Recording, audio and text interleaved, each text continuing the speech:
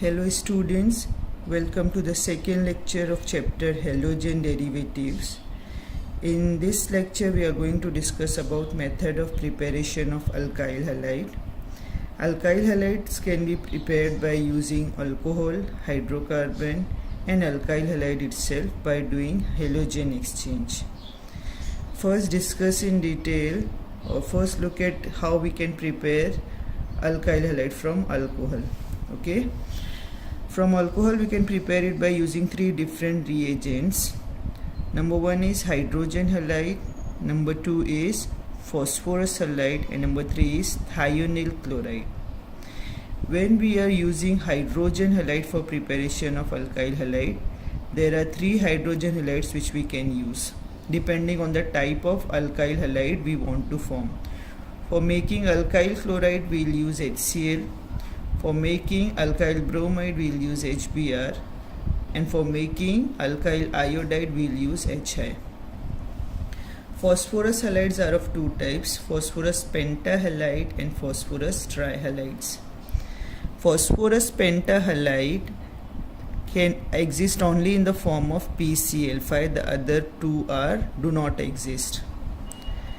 And PX3 exists as PCl3, PBr3 and PI3. Here PCl3 is a stable compound whereas PBr3 and PI3 are less stable. Therefore when we require these two are prepared in situ. That is, they are prepared in the reaction mixture during the reaction where they are formed as a product of that reaction and immediately get used during the reaction. The third one is thionyl chloride. Here we can only prepare alkyl chloride as our product, but this is the best method for preparation of alkyl chloride. Here I have mentioned the order of reactivity of halogen halides, you can see here. Okay, now let's move forward.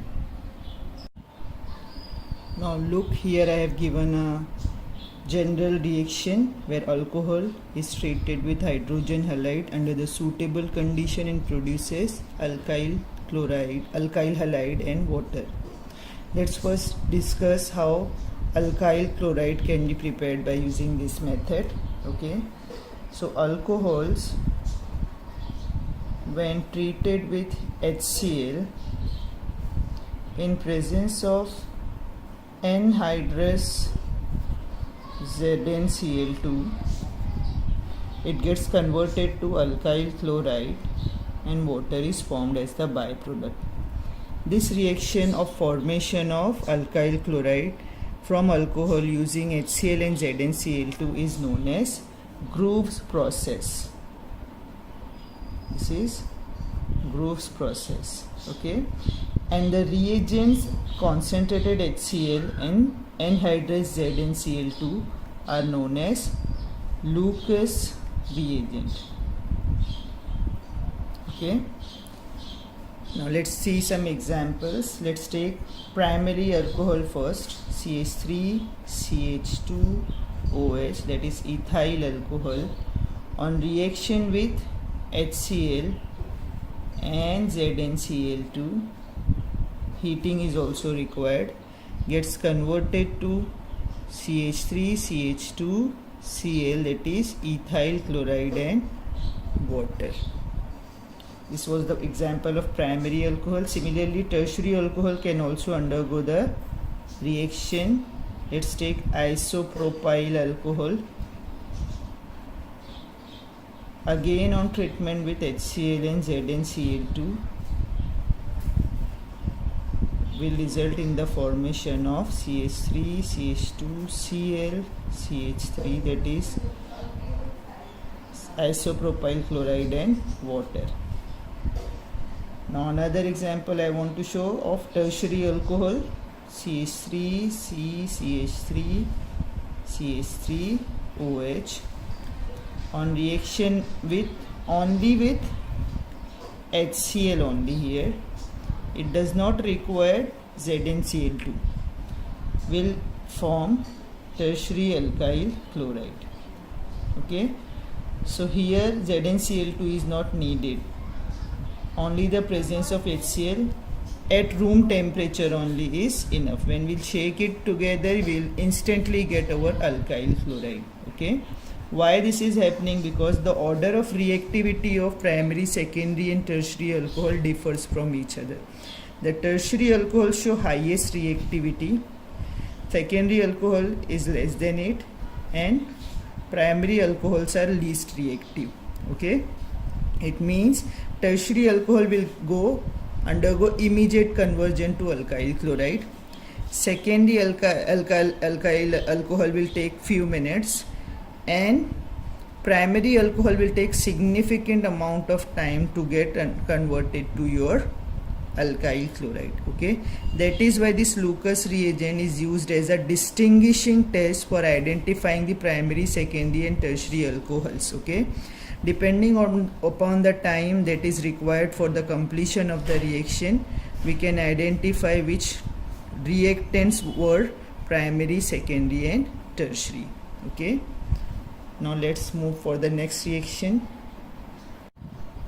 Formation of alkyl bromide. This is a general reaction I have shown here. Alcohol on treatment with HBr gives alkyl bromide and water. Now HBr is quite unstable, therefore it has to be prepared in the reaction mixture.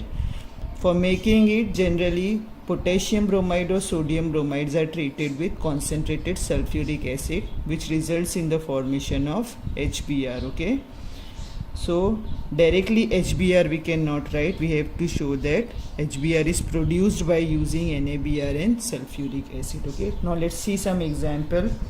Take ethyl alcohol CH3 CH2 OH on reaction with HBr, which is formed due to the reaction of NaBr and concentrated H2SO4. We'll get what? CH3 CH2 Br, and water is formed as the byproduct. Similarly, it can do the conversion of secondary alcohols and tertiary alcohol under the same set of conditions. You can do these reactions at home by yourself. Okay, now the formation of alkyl iodide. Here what happens? Again I am writing the reaction. Alkyl iodide on treatment, alcohol on treatment with HI. Now HI is also unstable and has to be prepared during the reaction. And how it is prepared? It is prepared by treating potassium or sodium iodide with phosphoric acid, that is H3PO4. Okay, it gets converted to alkyl iodide and water.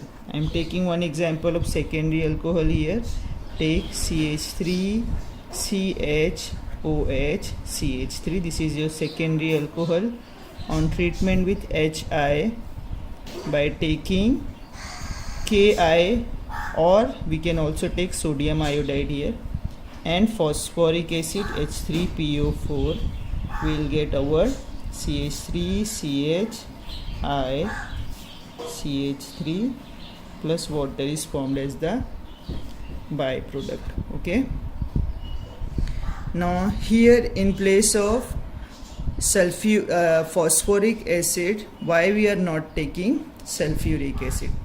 Look, if we'll take sulfuric acid here, the iodide ion which are formed during the conversion of this reactants into HI will get converted to iodine molecule I2, which we don't want. We want what?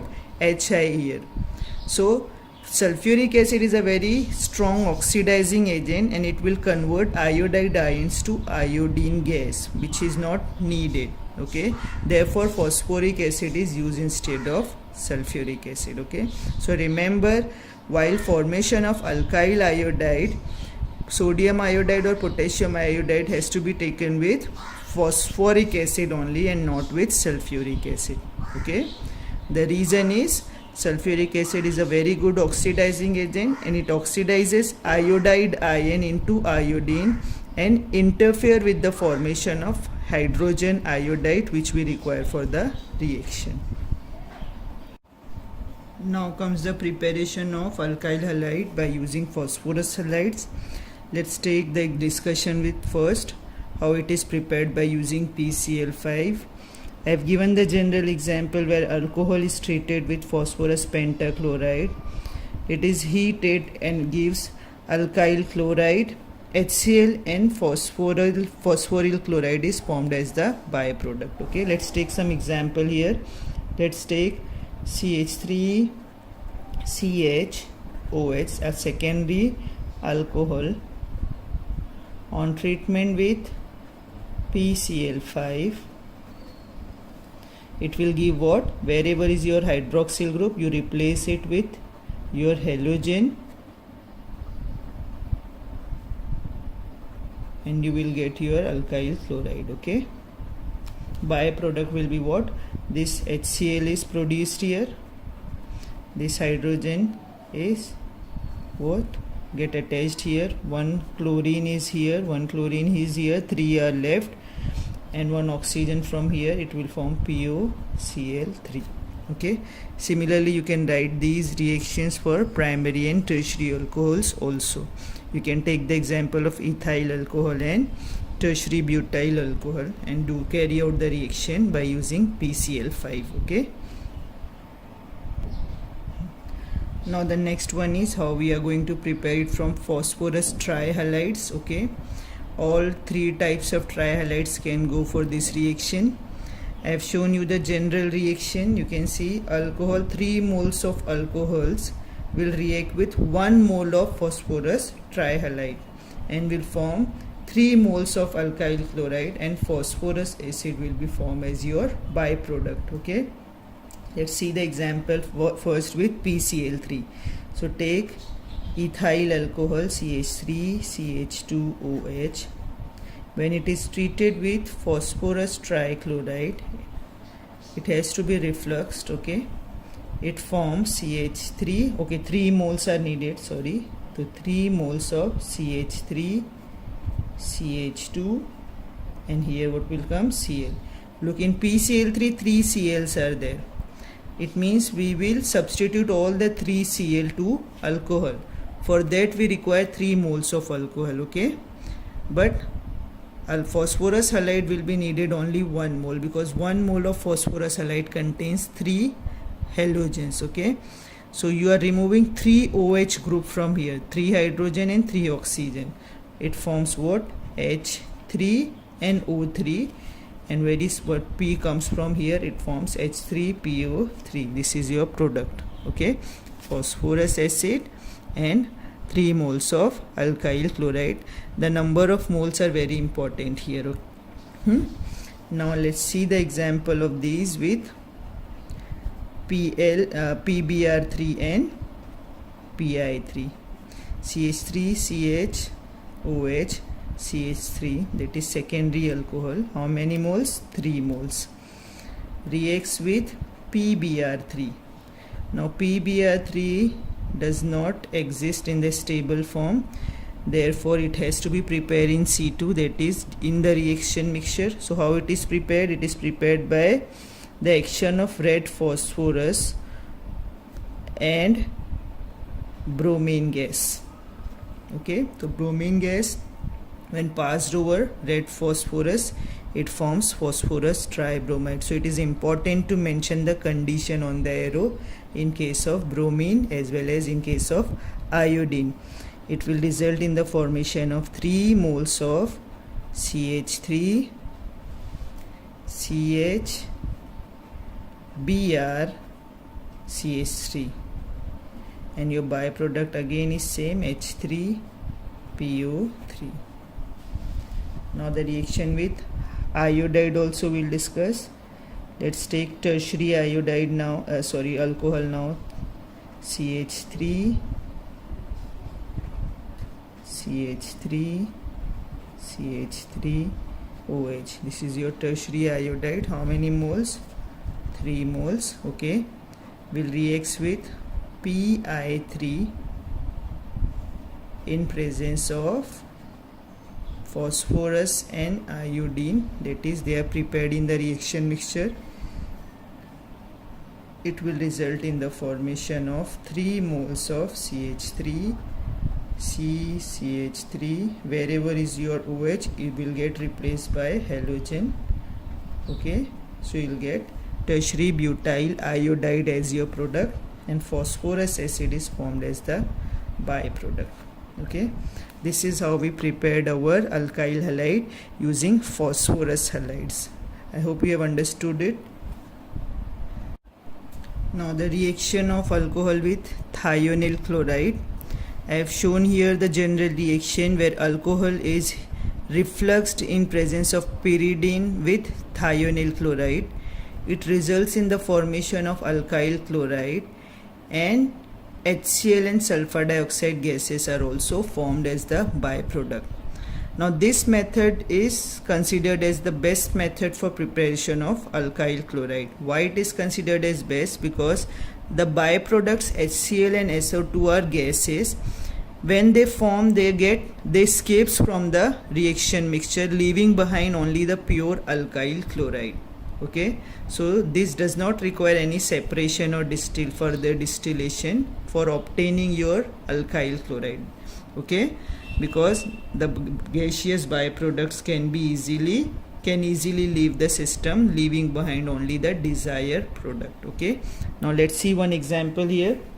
Let's take isopropyl alcohol CH3CHOH CH3 when treated with SOCl2. Okay, in presence of, this is important to write over the arrow, reflux pyridine, it forms CH3. What we'll do always here, we replace OH by halogen CHCl CH3, and byproduct is what? This oxygen goes with this SO and forms sulfur dioxide gas, and the hydrogen gets combines with 1 HCl, which is left here, it will form HCl gas. Okay, this is how we can write the reaction of alcohol with SOCl2. You can write down more examples. Okay, so here the method of preparation of alkyl halide from alcohol is over. Now we'll see how it is prepared from other compounds. Now we'll see how we can prepare alkyl halide from hydrocarbon alkene. Look, when we say that we can prepare alkyl halide from hydrocarbon, we can prepare it from alkane as well as from alkene. But why I have only written alkene here? Because when we use alkane for preparing alkyl halides, we'll get the mixture of different alkyl halides as a product. The separation of these different alkyl halides from each other is quite difficult. Therefore, that method of preparation is not considered useful. Therefore, we are not discussing how it is prepared from alkane, and we have directly come to how we are going to prepare alkyl halide from alkene. Now, alkene can be of two types: symmetrical alkene and unsymmetrical alkene. Okay. Now let's first discuss how we can prepare alkyl halide from symmetrical alkene. I hope you understand the meaning of symmetrical alkene. I am writing here first an example of symmetrical alkene, ethene. What is ethene? Why it is a symmetrical alkene? Because look, you can cut the ethene into two equal halves. Okay, so across the double bond, if two same type of groups are there, you will get a symmetrical alkene. Okay, so ethene on treatment with hydrogen halide undergoes the addition reaction. When we do the addition always takes place wherever is the double bond. Here I have taken the simplest alkene, that's why the double bond, there is only one double bond, and across these double bond the addition will take place. So hydrogen will go to one carbon and halogen will go to the other carbon. You will get what? CH3 single bond CH2 X as your product. Let's take one more example. CH3 CH double bond CH CH3, this is but2ene. Let's add HCl to it. What will we get? The hydrogen will go to one carbon and the halogen will go to the other. whichever carbon they are going to, it will not make any difference in the product will remain same. Okay, you will get CH3. Suppose hydrogen is coming here, it becomes CH2, halogen is coming here, it becomes CHCl and CH3. This is what you are getting, 2-chlorobutane as your product. Now suppose you reverse it, the chlorine is going here and hydrogen is going here, then to the position of chlorine to which where we are adding it remains 2, and your product will remain what? 2-chlorobutane. So whenever we do the addition of hydrogen halide to symmetrical alkene, the product possible is only one. Okay, only one product is possible. You will get a 2-chlorobutane or whatever product was expected. Okay, so I have given you the two examples of symmetrical alkene. Now let's take the example of unsymmetrical alkene. So when you do the addition of hydrogen halide to unsymmetrical alkene, what happens? Right, an unsymmetrical alkene, propene. Why it is unsymmetrical? Because across the double bond different types of groups are attached, therefore it is unsymmetrical. Add Hi to it. Now if I add hydrogen to this carbon, I will get what? CH3, CH2, and obviously iodine will go to this carbon, CH2I. And if I add hydrogen to this carbon and iodine to this carbon, what will I get? I will get CH3, CHI, CH3. Now you can see here, when we do the addition of hydrogen halides to an unsymmetrical alkene, the product possibles are not one but are two. Okay, and out of these two products, you will observe that one product formed is in larger quantity, that is 80%, around 80% of the product will be this, and around 20% will be this. Okay, so one is forming in larger quantity and the other one is in lesser quantity. Okay, so whenever an addition of an unsymmetrical reagent is done to an unsymmetrical alkene, two types of products are formed, but one product will be formed in large amount and the other one in the lesser amount. Okay, and this preferred formation of products is generalized in the form of rule known as Markovnikov's rule. Okay, Markovnikov rule states that whenever an unsymmetrical reagent is treated with an unsymmetrical alkene, the negative part of that reagent goes to that carbon atom which carries less number of hydrogen atom. You can observe this here also, that your iodine is the negative part of the reagent. It is preferably going to the carbon, the central carbon, which is having only one hydrogen, as compared to the other one which is having two hydrogen. So it is preferably going to this carbon which is having lesser number of hydrogen, and more number of reactants are converting to this kind of product.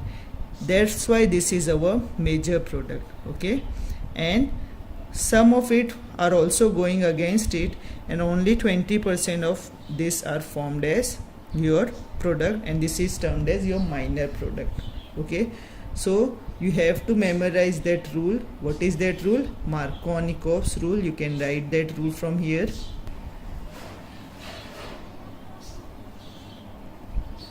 Now let me give one more example.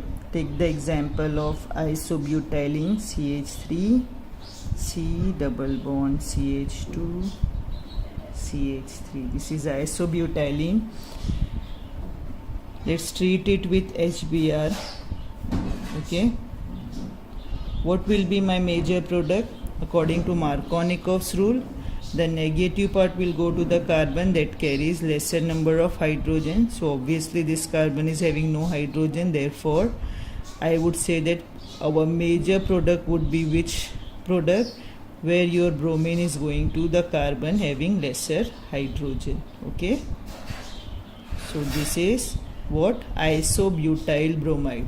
isobutyl bromide आपका will be major product. Okay, other than it we'll also get minor product which is CH3 CCH3. Look, nothing will happen to the other carbons or alkyl groups. Okay, the addition will take place across the double bond only.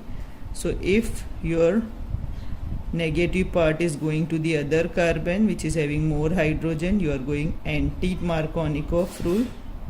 Okay, and it will give you this CH3 CH CH3 CH2 Br. Okay, this is your what? Minor product. Now suppose I want my this product to be major product and this product to be minor product. What can I do?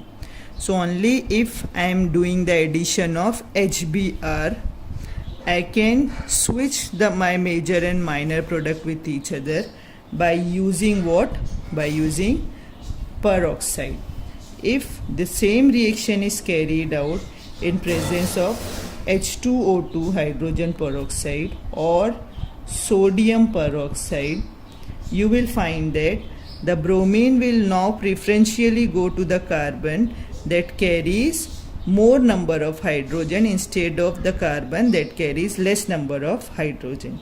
It means this addition is against the Markovnikov's rule. Okay, therefore this kind of reaction will be called as an example of anti-Markovnikov rule. Now suppose the same reaction I am doing in presence of this, then what will happen? This will become my minor product, around 20% I will get this, and this will become my major product. But in absence of these peroxides, this will remain my major product and this will be my minor product. Okay, so remember this point, that when the addition of HBr, only HBr, not HCl, not HI, is done in presence of peroxide, the product obtained will be anti to your Markovnikov's rule. Okay, so your preferred product will be your what? Major product would become minor and minor will become major. Understood? Now you can do more examples with it. Or one more thing I want to emphasize here is that suppose in exam you get this reaction, but in place of HBr some other halides are here, HCl or HI are here, and on the arrow you have this peroxide, then too you will go according to Markovnikov's rule. This anti-Markovnikov's rule is only applicable for HBr and not to other hydrogen halides. Understood? Now this effect is also known as peroxide effect, Kharash effect or Kharash-Mayo effect. So if you are asked to write the peroxide effect or this effect, you will write exactly opposite of whatever was Markovnikov's rule. Okay. Now let's discuss the other method of preparation of alkyl halide. The last one was from alkyl halides by halogen exchange. Okay, now this method is used mainly for the preparation of alkyl iodides and alkyl fluorides, which are difficult to produce. Okay, now let's take the first example. Look, if we want to prepare alkyl iodide, we can take either alkyl bromide or alkyl chloride, and we can treat it with sodium iodide in presence of acetone. We'll get our corresponding alkyl iodide, and the salt of the latter will be, previous one will be formed. Okay, so sodium bromide or sodium chloride will be formed as the byproduct. It will get precipitated in presence of acetone. Okay, now this reaction of conversion of alkyl bromide or chloride by using sodium iodide in presence of acetone to obtain alkyl iodide is known as Finkelstein reaction. The name of this reaction is what? Finkelstein reaction.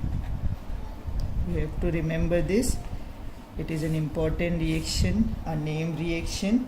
Okay, let's take an example here. Suppose you have ethyl bromide C2H5Br and you are treating it with sodium iodide in presence of acetone. We can also take methanol in place of acetone. Okay, you will get C2H5I, that is ethyl iodide, and NaBr salt will be precipitate. Okay, the name of the reaction is Finkelstein reaction. You can practice this reaction with other examples of ethyl chloride, isopropyl chloride also. Okay, now the one more example is that suppose I want to prepare alkyl fluoride. So what I will do for making alkyl fluoride, again alkyl chlorides or alkyl bromides can be taken. Again you can take either alkyl chloride or alkyl bromide, both you can take, whatever you want, and you treat it with silver fluoride. In presence of any metallic fluoride it will take place. So I am taking here silver fluoride. You can also take cobalt fluoride. You can also take antimony trifluoride. Okay, it will get converted to alkyl fluoride and your byproduct would be AgCl or AgBr or whatever other salt you have selected, the corresponding salt will be formed. Okay, so the alkyl fluorides, when prepared by using alkyl chloride with some salt of some heavy metal, we will get what? Alkyl fluoride. Understood? Now this particular reaction is known as Schwarz reaction. The name of the reaction is Schwarz reaction. So when we are preparing alkyl chloride from when we are preparing alkyl halide from other alkyl halides, which are what? Either alkyl bromide or alkyl chloride, and what we are preparing, if we are preparing alkyl iodide, the name of the reaction would be Finkelstein reaction, and if we are preparing alkyl fluoride, the name of the reaction would be Schwarz reaction. Now let's take one more example for Schwarz reaction. Suppose I am having methyl chloride and I am treating it with AgF. I will get what? CH3F plus AgCl as my byproduct. Okay, so here both the reactions I have shown, both type of reactions are name reaction, and this is important to remember their name. Here we have finished the method of preparation of all kind of alkyl halides. Okay, so let's finish here today only. Okay, Allah Hafiz.